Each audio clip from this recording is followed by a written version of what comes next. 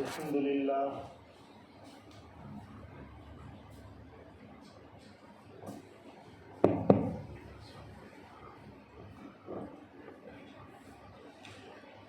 الحمد لله وكفى وسلام على عباده الذين اصطفى فقد قال رسول الله صلى الله عليه وسلم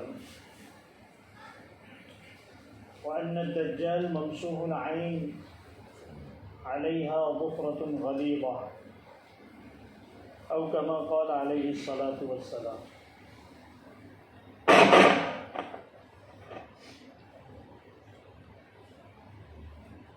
ایک طویل حدیث میں حضور اکرم صلی اللہ علیہ وسلم نے دجال کے تعلق سے فرمایا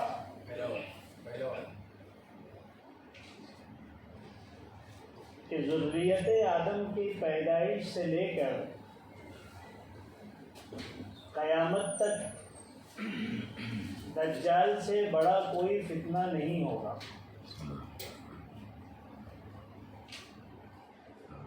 اللہ تعالیٰ نے جس نبی کو بھی مبعوث فرمایا اس نبی نے اپنی امت کو دجال سے ڈرایا ہے۔ میں آخری نبی ہوں اور تم بہترین امت ہو، لہذا اب دجال تم ہی میں نکلے گا۔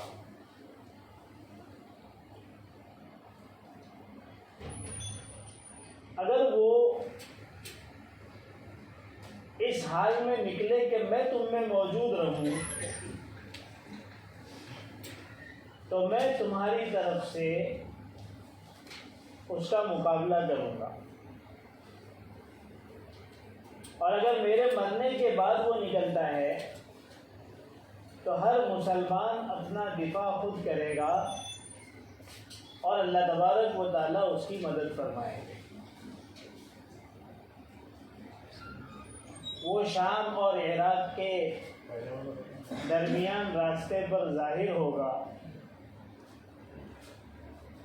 اور دائیں بائیں ہر طرف خوب فتنہ پھیلائے گا، فساد مچائے گا۔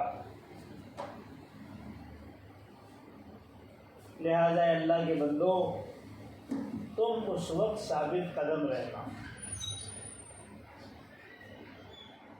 حضور پاک صلی اللہ علیہ وسلم اس کے آگے فرماتے ہیں کہ میں تمہیں اس کی کچھ علامتیں اور نشانیاں بیان کیے دیتا ہوں جو مجھ سے پہلے کسی نبی نے نہیں بتایا۔ سب سے پہلے وہ نبی ہونے کا دعویٰ کرے گا کہ میں نبی ہوں،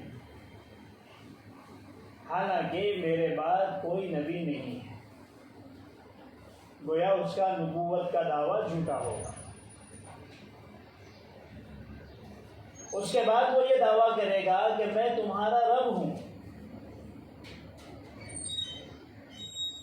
پہلے نبوت کا دعویٰ اور اس کے بعد خدائی کا دعویٰ وہ کرے گا، میں تمہارا رب ہوں، حالانکہ اس کو دیکھنے والے دیکھتے ہی تین وجہ سے سمجھ جائیں گے کہ وہ اپنے دعوے میں جھوٹا ہے۔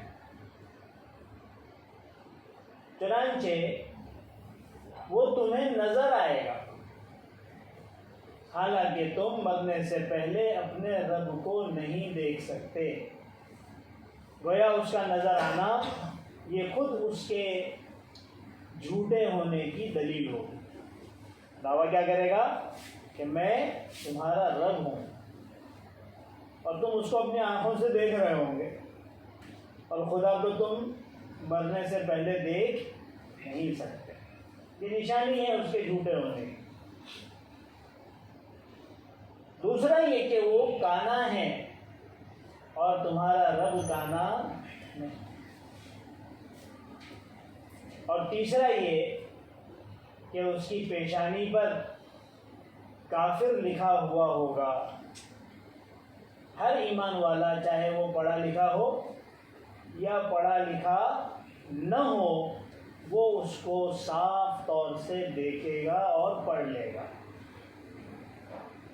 جس سے اس کا کافر ہونا ہر ایمان والے کو پتہ چل جائے۔ یہ حضور پاک صلی اللہ علیہ وسلم کی ایک طویل روایت ہے جس میں آپ نے بہت تفصیل کے ساتھ دجال کے متعلق کافی چیزیں بیان کر دی۔ اس کو کہا جاتا ہے المسیح الدجال، مسیح کہتے ہیں اس کو۔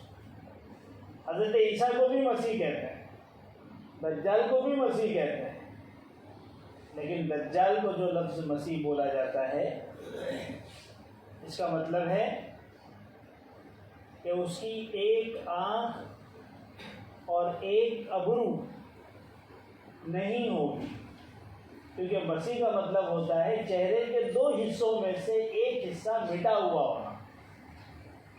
چنانچہ حدیث پاک میں آتا ہے کہ اس کی ایک آنکھ مٹی ہوئی ہوگی، یعنی بالکل اس آنکھ سے وہ اندھا ہوگا، اور اس کی یہ ابرو بھی نہیں ہوگی، اور دوسری طرف ابرو بھی ہوگی، آنکھ بھی ہوگی، لیکن وہ دوسری آنکھ بھی عیبدار ہوگی، چنانچہ لٹکے ہوئے انگور کی طریقے سے اس کی آنکھ ہوگی، جو آنکھ موجود ہوگی وہ۔ اس وجہ سے اس کو مسیح کہا جاتا ہے کہ اس کا دو حصے، چہرے کے دو حصوں میں سے ایک حصہ مٹا ہوا ہوگا، اسی لیے کہا جاتا ہے کہ وہ ایک آنکھ والا ہوگا۔ آپ ہر جگہ ایک آنکھ دیکھ رہے ہیں، پروڈکٹس کے اوپر بھی دیکھ رہے ہیں، فلموں میں بھی دیکھ رہے ہیں، دنیا کے بڑے بڑے جگہوں پر بھی ایک آنکھ کی تشہیر کی جا رہی تاکہ لوگ اس سے مانوس ہو جائیں، اور وہ عیبدار شکل والا جب لوگوں کے سامنے آئے تو لوگوں کو اجنبیت محسوس نہ ہو، یوز ٹو ہو جائے دیکھ دیکھ کے۔ تو اس وجہ سے اس کو مسیح کہا جاتا ہے، جبکہ حضرت عیسیٰ کو جو مسیح کہا جاتا ہے وہ اس لیے کہا جاتا ہے، ایک وجہ اس کی یہ ہے کہ حضرت عیسیٰ کو اللہ تبارک و تعالیٰ نے یہ معجزہ عطا فرمایا تھا کہ جب آپ کسی اندھے کو، مادرزاد اندھے کو صرف ہاتھ لگا دیتے تو اللہ تعالیٰ ان کو بینا کر دیتے۔ کسی کوڑی کو جس کا علاج آج بھی موجود نہیں ہے، اگر اس کے اوپر ہاتھ پھیر دیتے، مسح کر لیتے تو اس کا کوڑ کا مرض ختم ہو جاتا۔ اس طرح بہت سارے بڑی بڑی بیماریاں جو ہے حضرت عیسیٰ کے صرف چھو لینے سے اور ہاتھ کے پھیر لینے سے اللہ اپنی قدرت سے اس کو کیا کر دیتے تھے، صحیح کر دیتے۔ تو ایک مسیح ہے حضرت عیسیٰ اور ایک مسیح ہے دجال، ایک حق کا علم بردار ہے اور ایک باطل کا علم بردار ہے۔ سوال یہ ہے کہ یہ دجال ہے کون؟ انسان ہے یا انسان کے علاوہ کوئی اور ہے؟ چنانچہ ایک نظریہ جو خاص طور پر اس دور میں لوگوں میں چل پڑا ہے کہ دجال کوئی انسان نہیں بلکہ وہ ایک ملک ہے۔ دجال کیا ہے؟ ایک ملک ہے، ایک کنٹری ہے۔ کون سی کنٹری ہے بھائی؟ تو بعض لوگ کہتے ہیں کہ امریکہ دجال ہے، بعض لوگ کہتے ہیں کہ امریکہ اور فرانس یہ دونوں مل کر دجال ہے۔ جو لوگ امریکہ اور فرانس کو دجال کہتے ہیں وہ حدیث پاک سے استدلال کرتے ہیں کہ دجال کے پیشانی پر کافر لکھا ہوگا۔ امریکہ کا کا اور فرانس کا فر دونوں مل کر کیا ہو گیا؟ کافر۔ تو امریکہ اور فرانس مل کر یہ کیا ہو گئے؟ دجال ہو گئے۔ یقیناً امریکہ کی جو تہذیب ہے اور فرانس کی جو تہذیب ہے اور اس سے بڑھ کر پورے یورپ کی جو تہذیب ہے اور اس سے بڑھ کر اگر آپ آج کی دنیا کو دیکھیں گے تو اسلامی ممالک کو تھوڑی دیر الگ کر لیجئے، پوری دنیا کی جو تہذیب ہے وہ دجالی تہذیب ہے، وہ کلچر جو ہے وہ دجالی ہی ہے۔ ان کے یہاں پر صرف ایک ہی آنکھ کھلی ہے، مادیت کی، دنیا پرستی کی، ہوس پرستی کی، دولت کی، حب جاہ ہے، حب مال ہے، اس کے علاوہ مادیت کے علاوہ روحانیت نام کی کوئی چیز نہیں ہے، روحانیت نام کی کوئی چیز نہیں ہے۔ لیکن اس کی وجہ سے ان کو دجال نہیں کہہ سکتے۔ آپ امریکہ کو دجال نہیں کہہ سکتے، فرانس کو دجال نہیں کہہ سکتے۔ انہوں نے اس تہذیب کو لے لیا ہے، انہوں نے ان کے طور و طریقے کو لے لیا ہے، دجال کے کلچر کو انہوں نے اپنے یہاں پر جاری کر دیا ہے۔ یوں سمجھ کے چلیے کہ وہ پوری طریقے سے دجال کے لیے تیاری کر رہے ہیں، لیکن یہ ملک دجال حضور پاک صلی اللہ علیہ وسلم نے اپنے حدیثوں کے ذریعے سے یہ بات واضح کر دی کہ دجال ایک معین شخص کا نام ہے، وہ ایک معین زمانے میں نکلے گا، وہ ایک معین علاقے میں نکلے گا، اور ایک معین مدت تک دنیا میں رہے گا۔ یہ حضور پاک صلی اللہ علیہ وسلم کی تعلیمات سے واضح ہو ہے۔ آدمی بھی معین ہے، نکلنے کا وقت بھی معین ہے، نکلنے کی جگہ بھی معین ہے، اور نکلنے کے بعد دنیا میں رہنے کا وقت بھی متعین اور معین ہے۔ آپ صلی اللہ علیہ وسلم کی حدیثوں سے یہ بات پوری طریقے سے پتہ چلتی ہے۔ بخاری شریف کی روایتیں ہیں، مسلم شریف کی روایتیں ہیں، مسند احمد کی روایتیں ہیں، دوسری بڑی بڑی حدیث کی کتابوں میں یہ روایتیں موجود ہیں۔ لہذا دجال ایک شخص ہے، ایک انسان ہے۔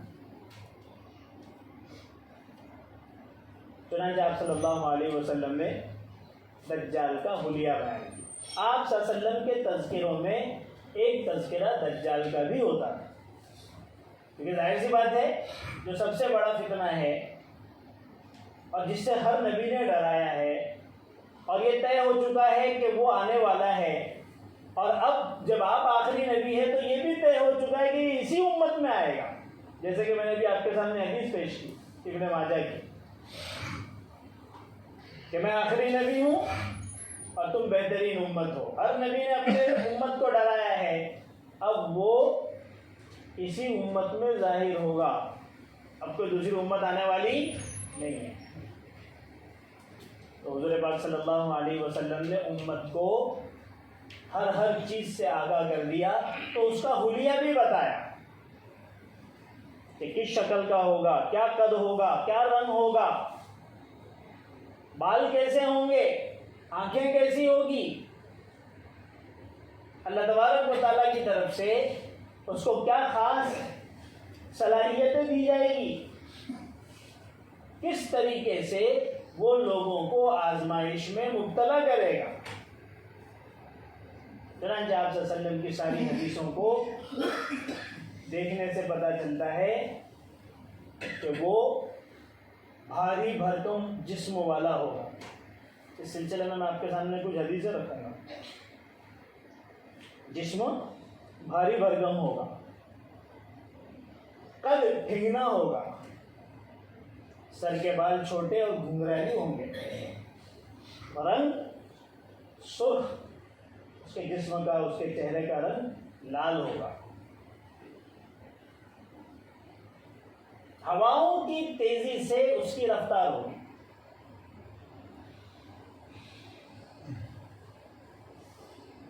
حضور پاک صلی اللہ علیہ وسلم نے فرمایا کہ اس کی سواری ایک گدھا ہوگی جس کے دونوں کانوں کے درمیان 40 ہاتھ کا فاصلہ ہوگا۔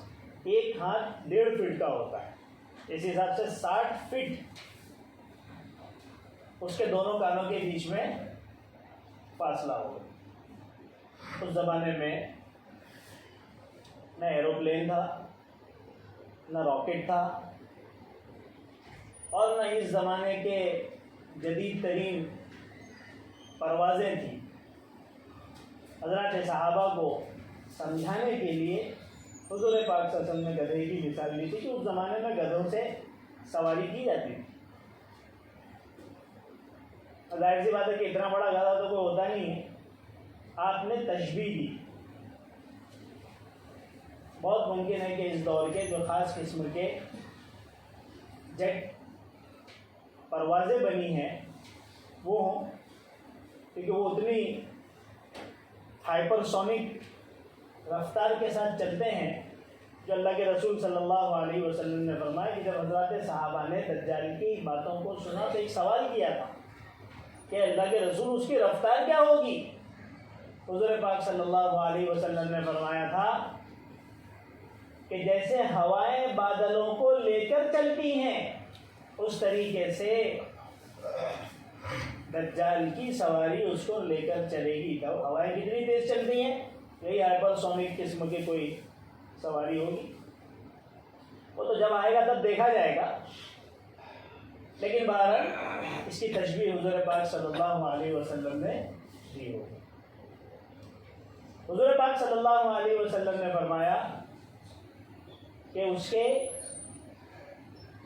سر پر دونوں آنکھوں کے بیچ میں کافر لکھا ہوا ہوگا، جس کو ہر پڑھا لکھا اور ہر بے پڑھا مسلمان پڑھ لے. یہ بھی اس کی ایک نشانیوں میں سے ایک نشانی ہے. پھر آپ صلی اللہ علیہ وسلم نے فرمایا اس کی ایک آنکھ بالکل سپاٹ ہوگی، ایک آنکھ سے اس کو بالکل نظر نہیں آئے گا، اور دوسری آنکھ سے کانا ہوگا، اور وہ آنکھ انگور کے دانے کی طرح سے لٹکی ہوئی ہوگی.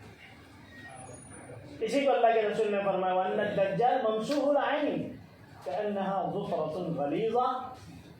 دجال آنکھ سے سپاٹ ہوگا، یعنی مٹی ہوئی آنکھ والا ہوگا، اور اس کے اوپر ایک غلیظ بھدا سا ناخنا ہوگا.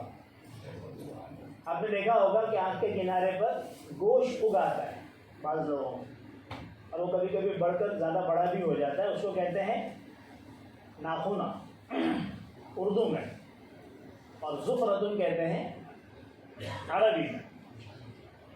یہ حلیہ حضور پاک صلی اللہ علیہ وسلم نے دجال کا بتایا. اب مجھے آپ بتائیے یہ کسی انسان کا حلیہ ہے یا کسی ملک کا حلیہ ہے؟ ظاہر سی بات ہے انسان کا ہی حلیہ ہے. آنکھ انسان کو ہوتی ہے، سر پہ بال انسان کو ہوتے ہیں، کسی کا موٹا ہونا پتلا ہونا انسان میں ہوتا ہے. تو یہ ساری چیزیں جو حضور پاک صلی اللہ علیہ وسلم نے اس کے حلیے کے تعلق سے بتائی، اس سے یقینی طور پر یہ بات ثابت ہوتی ہے کہ وہ ایک انسان ہے. اب یہ کہ وہ ایک فتنہ ہے، ایک آزمائش ہے اس امت کے لیے، تو اللہ تبارک و تعالیٰ نے اس کو بعض خاص صلاحیتوں سے نوازا. ہونا تو یہ چاہیے تھا کہ وہ ان صلاحیتوں کا صحیح استعمال کرتا، لیکن وہ اس کے ذریعے سے شر اور فساد پھیلائے گا، لوگوں کو آزمائشوں میں مبتلا کرے گا. چنانچہ حدیث پاک سے پتہ چلتا ہے کہ جتنی معاشی وسائل ہیں، زندگی جینے کے لیے جتنی چیزوں کی ضرورتیں انسان کو ہوتی ہیں، ان سب پر اس کی قدرت ہوتی ہے. جتنے قدرتی وسائل ہیں، جیسے بارش کا برسنا، فصلوں کا آنا، قحط کا ہونا، خشک سالی کا ہونا، اللہ تعالیٰ اس کی قدرت میں دے دیں گے. اس کے پاس روٹیوں کا خزانہ، یہ لفظ آتا ہے، روٹیوں کے پہاڑ ہوں گے اور پانی کا دریا ہوگا. یعنی جتنے بھی اس طرح کے کھانے پینے کی چیزیں انسان کی ضروریات سے متعلق ہیں، سب اس کے کنٹرول میں ہوگا.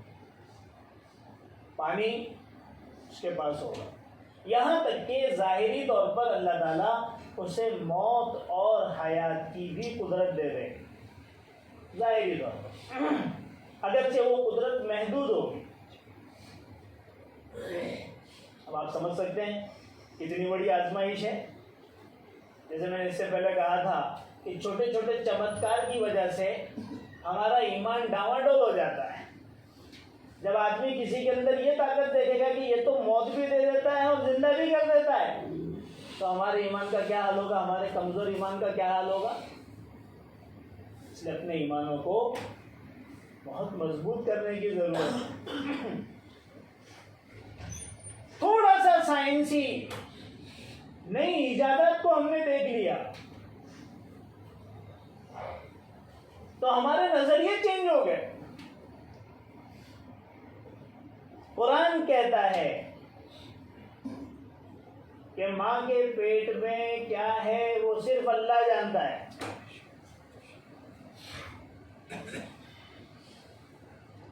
ماں کے پیٹ میں کیا ہے وہ صرف اللہ جانتا ہے.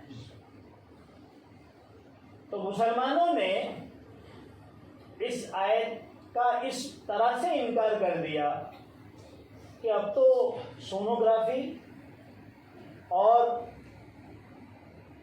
ایسی چیزوں نے یہ بتانا شروع کر دیا ہے، الٹرا سونوگرافی، کہ جس کے ذریعے سے پتہ چل جاتا ہے کہ لڑکا ہے یا لڑکی. لہذا آیت کا یہ معنی کرنا صحیح نہیں ہے. آیت کا یہ معنی کرنا صحیح ہے. آپ لوگوں کے ذہن میں بھی یہ چیز ہو سکتی ہے. حالانکہ یہاں پر ایک بات سمجھنے کی ضرورت ہے کہ اللہ تبارک و تعالیٰ جن 5 چیزوں کا تذکرہ سورہ لقمان کے اخیر میں کر رہے ہیں کہ اس کا علم صرف اللہ کو ہے. وہ کون سا علم ہے؟ کبھی کسی نے اس کو جاننے کی کوشش کی؟ وہ علم ہے جو علم قطعی اور یقینی ہے، جس میں ذرا برابر بھی شک اور شبہ کی گنجائش نہیں ہوتی، جو کبھی بھی اپنے نتیجے کے اعتبار سے غلط نہیں ہوتا. آپ کی سونوگرافی تو ہزاروں نہیں لاکھوں مرتبہ جو اس نے رپورٹ پیش کیا اس کے خلاف ثابت ہو چکا ہے کہ رپورٹ آئی تھی کہ لڑکا ہے، نکلی لڑکی.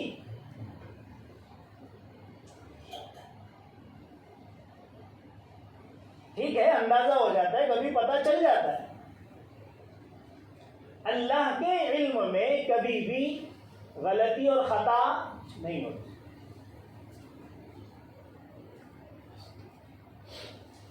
تو ذاکر نائک جیسے لوگوں نے لوگوں کے سوالات سے ڈر کر اس آیت کی ایک تشریح نہیں کی کہ بھئی اس آیت کا مطلب یہ نہیں ہے، کیونکہ سونوگرافی اور الٹرا سونوگرافی سے تو پتہ چل جاتا ہے. تو بھئی اس کا کیا مطلب ہے؟ اس کا مطلب یہ ہے کہ یہ جو پیٹ کے اندر رحم میں جو لڑکا یا لڑکی ہے وہ جنتی ہے یا جہنمی؟ وہ جنتی ہے یا جہنمی یہ صرف اللہ ہی جانتے ہیں. سنا ہوگا آپ لوگوں نے. تو لوگوں نے کہا واہ کیا تشریح کی ہے، آیت کا اتنا بہترین مطلب بتا دیا. ارے اللہ کے بندوں، ارے وہ تو پیٹ میں ہو یا پیٹ سے باہر ہو، کسی کو معلوم نہیں ہے کہ کون جنتی ہے کون جہنمی ہے، کون سعید ہے کون شقی ہے. اس کے لیے پیٹ میں ہونے کی ضرورت کوئی ہے دعویٰ کرنے والا اس میں کہ میں جنتی ہوں؟ اور کیا آپ کسی کے بارے میں دعویٰ کر سکتے کہ وہ جہنمی ہیں؟ صحابی ہیں، جنگ میں شریک ہوئے، زیادہ لوگ جانتے نہیں تھے، بہت مردانگی اور بہت جرت کے ساتھ لڑ رہے تھے. لوگ بھی پریشان تھے کہ بھئی یہ کون صاحب ہے، اتنی بہادری کے ساتھ لڑ رہے ہیں. یہاں تک کہ شہید ہو گئے. شام میں جب لوگوں نے اپنے اپنے شہداء کو اور زخمیوں کو تلاش کرنا شروع کیا تو وہ بھی ملے. سب ایک دوسرے سے پوچھنے لگے بھئی یہ کون صاحب تھے؟ سب نے تعریفیں کی کہ بڑی شجاعت سے بڑی بہادری سے انہوں نے مقابلہ کیا کفار کا. تو لوگوں کے منہ سے نکلنے لگے یہ تو بڑے زبردست مجاہد شہید اور جنتی ہیں. حضور پاک صلی اللہ علیہ وسلم بھی وہاں پہنچے تو لوگوں کے زبانوں سے یہ نکلا ہوا لفظ حضور کو بھی پتہ چلا کہ یہ جنتی ہیں. حضور پاک صلی اللہ علیہ وسلم نے فرمایا کہ یہ شخص جہنم میں ہے. کیا فرمایا؟ یہ شخص جہنم میں ہے. سب حیران ہو گئے. صحابی رسول شہادت حاصل کرنے والا بندہ جو بڑی بہادری اور جرأت کے ساتھ کفار کے ساتھ لڑ رہا تھا، یہ کیسے جہنم میں چلا گیا؟ حضور پاک صلی اللہ علیہ وسلم کی طرف وحی آتی تھی. آپ نے فرمایا کہ بڑی جرأت اور بہادری سے لڑ رہا تھا. ایک زخم اس کو لگا، زخم کی تکلیف اس سے برداشت نہیں ہوئی. اس نے اپنے ہی خنجر سے اپنے آپ کو اس زخم سے نجات حاصل کرنے کے لیے خودکشی کر لی. اس خودکشی کی وجہ سے وہ جہنم میں. تو آپ کسی کو بول سکتے ہیں کہ کوئی جنتی میں جنت میں جائے گا، کوئی جنتی ہے، کوئی جہنم میں جائے گا جہنمی ہے؟ ظاہر سی بات ہے کہ نہیں بول سکتے.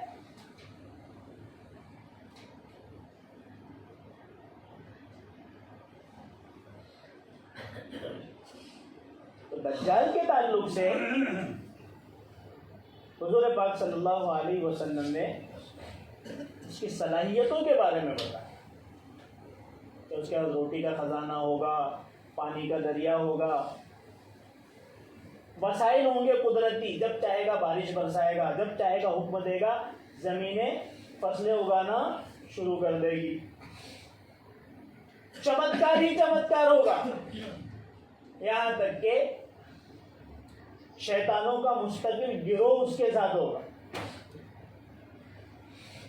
یہ بیچارے بہت سارے کمزور ایمان والے اور چمتکار کے دلدادہ، کرشمے دیکھنا ہے، کرامتیں دیکھنے والا جو مزاج ہوتا ہے وہ باباؤں کے چکروں میں رہتے ہیں ہزاروں کی تعداد. بات سمجھ لیجئے، اکثروں کا تعلق شیاطین اور جنات سے ہوتا ہے، خبیثوں سے ہوتا ہے. وہ کچھ اس طرح کی کرتبیں دکھاتے ہیں اور لوگ اس کی وجہ سے باباؤں کے معتقد ہو جاتے ہیں. اس قسم کے لوگوں تو ضروری نہیں کہ بابائی کا لفظ استعمال کیا جائے. تو دجال کے ساتھ بھی اللہ تبارک و تعالیٰ شیاطین دے دیں اور ان شیاطین میں مردوں کی شکل جو مر چکے ہیں ان کی شکل زندگی کی شکل میں اختیار کرنے کی طاقت ہوگی، زندہ بن جائیں گے. چنانچہ حدیث پاک میں باقاعدہ یہ آتا ہے ایک بدو سے دجال ملے گا اور اس کو کہے گا کیا تو گواہی دیتا ہے کہ میں تیرا خدا ہوں؟ اگر میں تیرے ماں باپ کو تجھ سے ملا دوں. ظاہر سی بات ہے کہ جس کے ماں باپ مر گئے ہوں اور ان کو زندہ کر کے جو لائے وہ خدا ہی ہو سکتا ہے. مرے ہوئے کو کون زندہ کر سکتا ہے؟ تو نعوذ باللہ وہ یہ بات کہے گا تو بدو گیا میں تو تجھے خدا مان لوں گا. تو وہ حکم دے گا، شیاطین اس کے ماں باپ کی شکل اختیار کر کے اس کے سامنے آ کے کھڑے ہو جائیں گے، اسی زبان میں، اسی انداز میں، اسی شکل و صورت کے ساتھ اس سے بات کریں گے اور کہیں گے کہ میرے بیٹے اس آدمی کو اپنا خدا مان لو اور اس کی اطاعت کر لو، نجات پا جاؤ. وہ بیچارہ اس کے اوپر ایمان لے آئے. ایمان کیا لے آئے گا؟ اپنا ایمان برباد کر سکے. یہ تو بدو کی ایک مثال ہے. دجال تو پوری دنیا گھومنے والا ہے، ہر سے ملنے والا ہے. اسی کے مقابلے میں جو جاننے والے ہوں گے، علم سے واقف ہوں گے، علم سے تعلق ہوگا، ایمان کی محنت والے ہوں گے، علماء سے تعلق رکھنے والے ہوں گے، ان کا بھی تذکرہ اللہ کے رسول نے کیا. چنانچہ آپ نے فرمایا کہ دجال دنیا کے ہر جگہ جائے گا سوائے مکہ اور مدینہ کے. اللہ تعالیٰ کی طرف سے ان 2 مقدس جگہوں کی حفاظت ہوگی, فرشتوں کا پہرا ہوگا. مدینہ جانا چاہے گا لیکن نہ جا پائے گا تو وہیں سے تھوڑی دور پر خیمہ زن ہوگا. ایک ایمان والا, اور وہ ایمان والا کون ہوگا؟ حدیث پاک میں آتا ہے اس زمانے کے بہترین لوگوں میں سے ایک, اس زمانے کے بہترین لوگوں میں سے ایک وہ جائے گا دجال سے ملنے, اور جب دیکھے گا تو کہے گا میں اس بات کی گواہی دیتا ہوں کہ تو دجال ہے. میرے نبی نے تیرے تعلق سے جو علامتیں اور نشانیاں بتائی تھی وہ تیرے میں پوری طرح سے نظر آ رہی. تو دجال اپنے اطراف میں جو سارے لوگ ہوں گے, بہت بڑا طبقہ ہوگا نا اس کے چاہنے والوں کا, وہ ان سے کہے گا کہ اگر میں اس کو مار دوں, قتل کر دوں اور دوبارہ زندہ کر دوں, کیا تمہیں اطمینان ہو جائے گا کہ میں تمہارا خدا ہوں؟ تو لوگ کہیں گے حضرت ہم تو ایسے ہی تم پر ایمان لا چکے ہیں, اور زیادہ اطمینان حاصل ہو جائے گا. تو دجال ایک بار میں اس مومن مسلمان شخص کو 2 ٹکڑوں میں قتل کر دے, اور پھر کہے گا زندہ ہو جا, تو وہ دونوں ٹکڑے جسم کے ایک دوسرے سے مل کر وہ زندہ ہو جائیں گے. لوگ حیران ہو جائیں گے, یہ تو خدا ہی کر سکتا ہے, اس کے علاوہ کسی کے ہاتھ میں. لیکن وہ جو صاحب ایمان شخص ہوگا دوبارہ زندہ ہونے کے بعد کہے گا اب مجھے زیادہ یقین ہو گیا کہ تو ہی دجال ہے. اتنا مضبوط ایمان بنانے کی ضرورت ہے. اب اس کے بعد دجال اس کو قتل کرنا چاہے گا تو اب قتل نہیں کر پائے گا. اللہ تعالیٰ کی طرف سے اس کو کچھ طاقت اور کچھ استعداد دی گئی ہے, لیکن وہ محدود ہے, لامحدود نہیں کہ جب جو چاہے کرتے رہے. تو دونوں چیزیں بتا دی گئی. اس کے چکر میں پھنسنے والے کون ہوں گے وہ بھی بتا دیا, اور صاحب ایمان جو اس کے سامنے مقابلے کے لیے کھڑا ہوگا وہ بھی بتا دیا. یہ 2 فرد جو ہے نا وہ 2 طبقہ ہیں. ایک طبقہ وہ ہوگا جو بڑا طبقہ ہوگا جو اس کے چکر میں آ جائے گا, اس کے شیاطین کے فتنوں میں پھنس جائے گا, اور ایک چھوٹا سا ایمان والوں کا طبقہ ہوگا جو اپنے ایمان اور اللہ کی مدد سے اس کا مقابلہ کرے گا اور اس کے فتنے سے محفوظ رہے گا. اس سلسلے میں اور بھی بہت سی باتیں ہیں جس سے پتہ چلتا ہے کہ دجال ایک انسان ہے. حضور پاک صلی اللہ علیہ وسلم نے اپنے صحابہ کو دجال کے تعلق سے موقع بہ موقع بہت ساری باتیں بتائی تھی. اللہ کا کرنا ایسا ہوا کہ ان پیشن گوئیوں اور ان باتوں کی تصدیق آپ کی زندگی میں ہی ہو گئی. آپ کی اکثر پیشن گوئیاں وہ ہیں جو بعد میں جا کر ظاہر ہوئی, لیکن دجال کے بارے میں جو آپ بتایا کرتے تھے اور دجال کے بارے میں آپ کی جو فکریں تھیں, انشاءاللہ میں آئندہ جمعہ بتاؤں گا, تو وہ باتیں آپ کی زندگی میں ہو بہو ثابت ہوئی اور آپ نے اس پر خوشی کا اظہار بھی فرمایا ہے. انشاءاللہ اس کو آئندہ بیان کریں گے. سبحان اللہ.